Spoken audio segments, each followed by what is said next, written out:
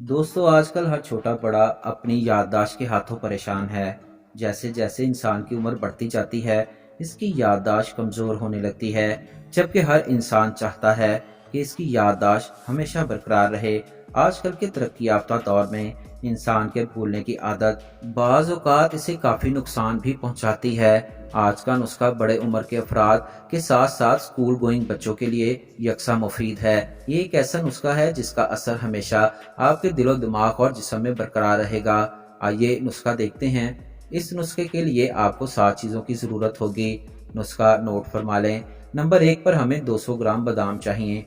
Number 2 पर हमें 100 ग्राम काजू। नंबर 3 पर 100 ग्राम सौंफ और नंबर 4 पर 100 ग्राम खुश्क सफ़ेद धनिया।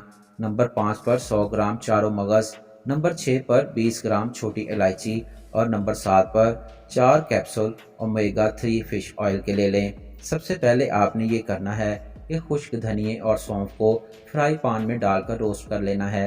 इसके बाद बादाम, काजू, चारों मगज़, इलायची और ओमेगा 3 फिश ऑयल डालकर इसे ग्राइंड कर लें। जब ये पाउडर बन जाए तो किसी बॉक्स में इसे महफूज कर लें। इस्तेमाल करने का तरीका ये है कि 1 चम्मच सुबह दूध के साथ और 1 चम्मच रात को खाने के बाद दूध के साथ इस्तेमाल कर लें। अब जो लोग कहते हैं कि याददाश्त की कमज़ोरी की वजह से मेरे मामूलाते ज़िंदगी मुतासिर होते हैं, इस नुस्खे के इस्तेमाल के बाद आपके भूलने की आदत ख़त्म हो जाएगी।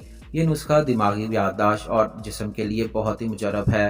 वीडियो अच्छी लगी हो तो वीडियो को लाइक और शेयर करें और चैनल को भी सब्सक्राइब करके साथ लगे घंटी के बटन को भी प्रेस कर दें। अल्लाह निगहबान एंड गुड बाय।